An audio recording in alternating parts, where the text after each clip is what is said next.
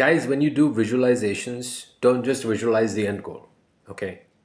Visualize the end goal, like, so you can feel it, so that you can associate it with a sensation, with a taste, and so you can bring that back again and again into your mind, give yourself a taste of it, draw from it. But visualization, effective visualization, something that can help you reduce your stress, your anxiety, would also involve visualizing the process.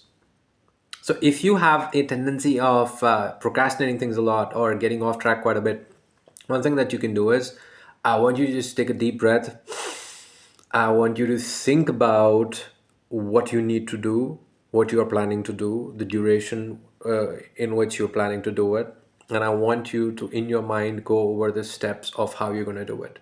And this is something that I have used to perfection with my clients in one-on-one coaching sessions. And some of them have achieved the best results with it.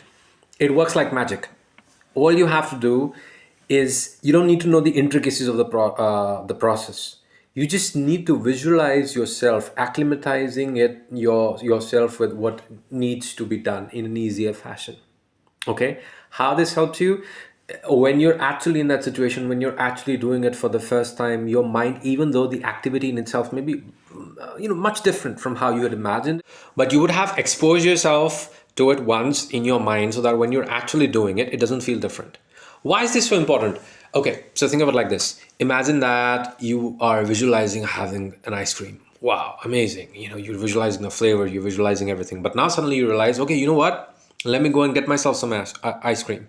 You order online, but unfortunately at the moment they aren't delivering, okay, for whatever reason. And you're like, okay, you know what? Now that means I'm going to have to go out in the market. I have to go to that ice cream parlor to have it, right?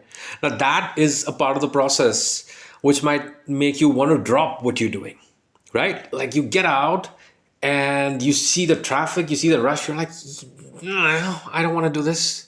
It's okay. I mean, I'll just have something else. And maybe you really felt like ice cream in that moment, really, let's say after a long time, but you just, put it off because the obstacle in front of you seems much bigger. Now, when it's about ice cream, we can all, live with not having ice cream. Okay, we'll just go and do that next time. But when it comes to taking action on complex goals, on difficult tasks, this is what happens that causes you to quit. Because the process somehow turns out to be much more difficult or, much more involved, from your end than you had imagined it, of your faculties. And then you end up quitting because you're like, you know what? I mean, this is too uncomfortable. I don't want to do it. Instead, if even it's your first guitar lesson, you went over it in your mind again and again. This is what I'm going to do. This is where I'm going to sit. This is what I'm going to do in the middle of the session, at the end of the session. This is how this is what I'm going to try to do. These are the questions that I'm going to ask. Think, go over it in your mind and then repeat it. Go on doing it. You will get better at it.